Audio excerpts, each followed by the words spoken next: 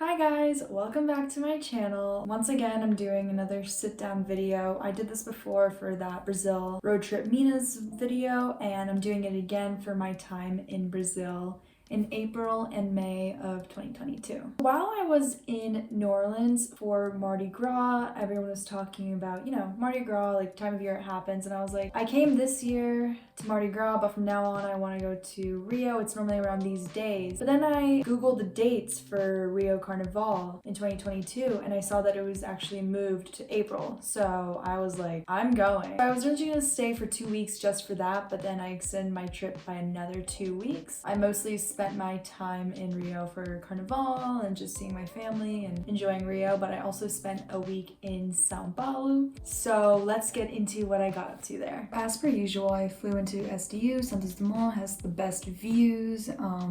It's closer to where I'm staying in the city. Overall, it just makes more sense to fly into that airport. And since I have family there and my parents own an apartment there, I always stay with family, so I don't really have recommendations on good hotels, hostels. As for Carnival, I'd never been to Brazil for Carnival, and even now I didn't get the full experience. It was still amazing. So I got like a little sneak peek of a Bloco. There was one night when we were in Urca, and then we went to like Praia Vermelha to see this Bloco. It was like all these people playing music and everyone like gathering around, partying, and then people playing the music, like the instruments. They kind of did like a mini parade down to the beach. And that was really, really cool to see. And like everyone was just like having fun and dressed for Carnival. It was nuts. That was the only one I went to, and it wasn't really official, but I really do want to experience more in the future. I was also in the parade one night for Mangueira, which is a samba school in Rio, and that was so fun. I had this crazy costume. You had to go line up and everything. You have to like memorize a song beforehand, which I didn't know. And you have to samba the whole time. I don't know how to samba, so I was just kind of like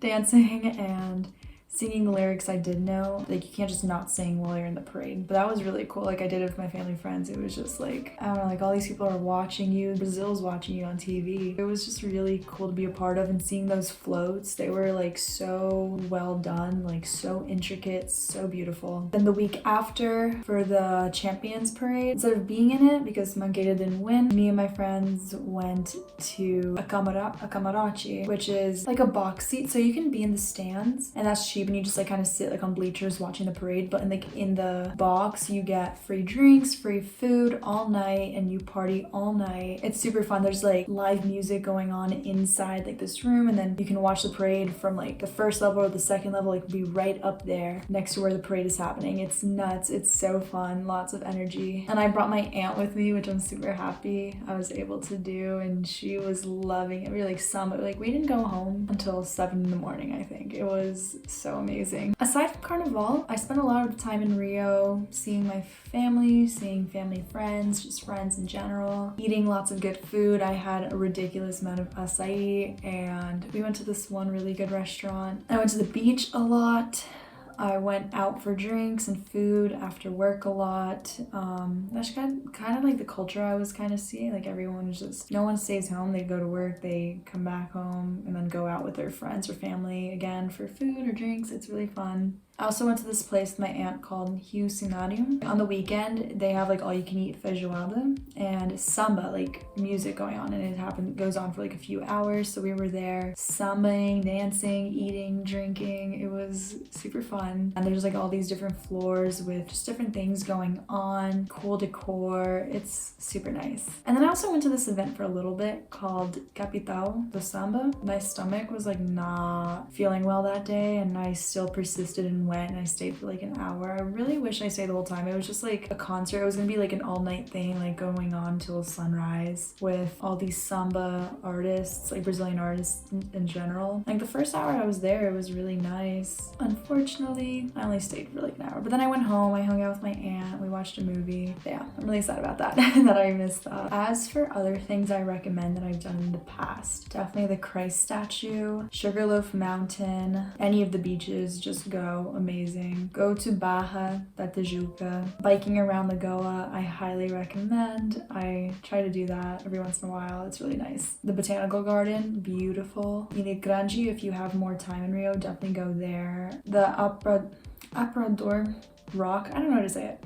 But it's like the popular sunset spot right in between Ipanema and Copacabana. It's beautiful. Copacabana Fort is also really nice to visit. Go to a soccer game, specifically in Maracanã. That is definitely super fun. Doesn't matter what team, or maybe it does, like Fluminense, Flamengo, or good teams. Botafogo is also Rio. Maybe the Brazilian national team if they're there. I also really like going to Centro. Like it's a nice kind of old town historic. I also recommend going to Urca and sitting on the wall and having drinks there. It's super fun, and like everyone does it. Every night there's people on the wall, and there's like all these bars. You get your beers, you go and sit, hang out, talk. As for things I still want to do in Rio, but I think I would recommend, I really want to have the full Carnaval experience, like really be there for 1-2 weeks and just go to Blocos, go to the parade. Like I just want the full experience. I would also really want to do the hang gliding thing. I haven't done that yet. Hikes in the area. I haven't really hiked around Rio. I've been wanting to. This looks like so easy to do, but I don't know why I haven't done it. The Mirante Dona Marta, which is like on your way up to the Christ statue, which is like a nice view over Rio and has a good view of like Sugarloaf Mountain, Botafogo. And I also want to go like to the favelas, like do a favela tour. So that's it for Rio. Moving on to São Paulo. It was actually kind of my first time really sightseeing around São Paulo. Like I've flown in before, I've spent like a night here and there, but I was like young and just never really got to know the city. Essentially getting from Rio to São Paulo is pretty easy. They're not that far. It's like for New Yorkers going to Boston. It's an hour flight or 5 or 6 hours by bus. Both of like going there and back. I did an overnight bus, super nice and easy, comfortable, and much cheaper than flying. Like especially if you're buying last minute like I was. So if you don't mind being on a bus versus flying, I'd definitely recommend that. So as for where I stayed, I only spent a week in São Paulo. Like I don't really have the best information, like especially what are good neighborhoods versus what aren't, but I stayed in my family friend's apartment. I had it all to myself. It was really nice. It is a very big city though, so do take that into account when getting around and sightseeing. Being an Uber, going to see my family and stuff across town. Not even across town, like not even across the whole city, but it still take like 40 minutes. So as for what I got up to, I really like the food in São Paulo. Like I went out to eat every day. So this is what I would recommend. I don't know, there's a lot of different restaurants in São Paulo, but personally I had seafood at my family friend's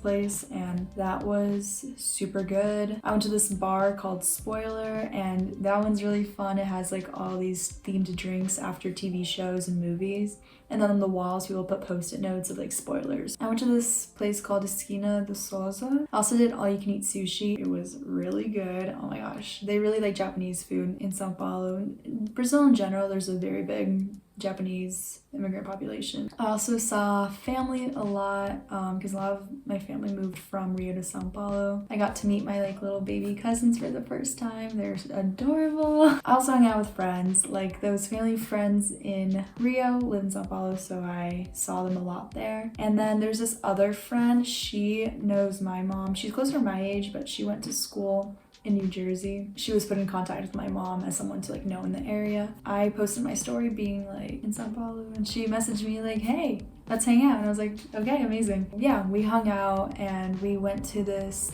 thing, like this show called Time Warp. It's basically like a techno kind of show. Went all night. Super fun. Yeah, it was really nice to reconnect with her and meet her friends. Like they're all amazing. So I also wanted to do a cost breakdown. I always like kind of said I was a budget traveler. This was not the most budget friendly trip. That's because I could have saved money. Like there were things I did that I didn't have to do. So I just want to give you an overview if you were thinking about doing any of these things I'm suggesting. Over the course of that month, I spent, not over the course of that month, but like for the trip itself, I spent like $3,000. Which is, I don't know, for me that's a lot.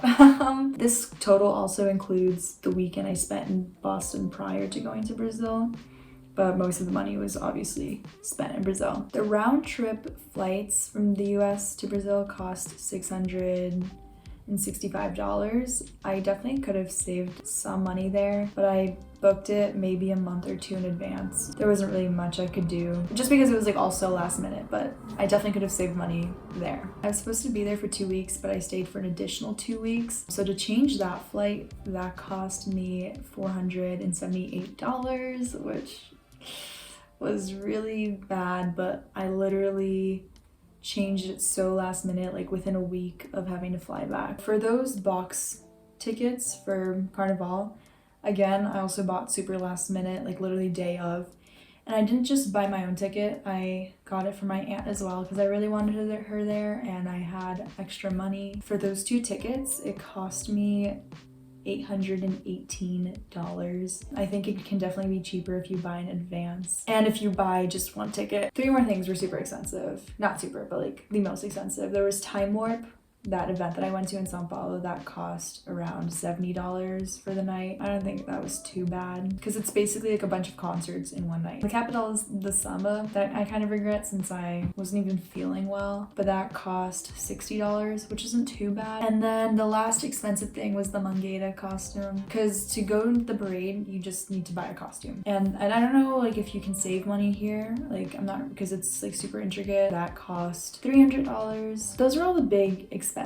Basically everything else I'm getting into are just kind of like estimated costs if you want to think about what food costs. So all my quick like little meals, like ranging from acai bowls to breakfast, those all cost anywhere between $2 and $7. So I don't think that's too bad. Really good if you're trying to stay on budget, and they're super filling. In São Paulo, I ordered food on iFood a lot, which is basically like Uber, ranging from like acai bowls to full-on meals. That would cost me anywhere between $6 and $11. As for more expensive meals, these are like at the nicer restaurants, all you can eat sushi. That ranges somewhere like around $13 to $40. As for Ubers, this would range anywhere from 50 cents to $12. The more expensive ones, like that range is so high because of São Paulo, like Uber was more expensive there, I noticed. In Rio, most of my Ubers would cost around $2, $3. Sometimes I would leave a tip because I was just like, I don't need the change. This is not a thing in the US where you can pay with cash. So the bus from Rio to São Paulo round trip cost me around $50. I don't know if that can be cheaper if you buy in advance. My SIM card for the month I was there, also this is also including a reload, cost me about $10. I also bought a bikini while I was there and that cost me $30. So if you're thinking about buying clothes, that's kind of everything. It all added up to $3,000. I definitely could have saved money here and there. Overall, I really liked this trip. I can't wait to go back to Brazil very soon and see more of the country. There is still so much I want to do. Brazil is huge. Thank you guys so much for watching and I hope you have a great day. Don't forget to subscribe, like, comment, and I'll see you very soon.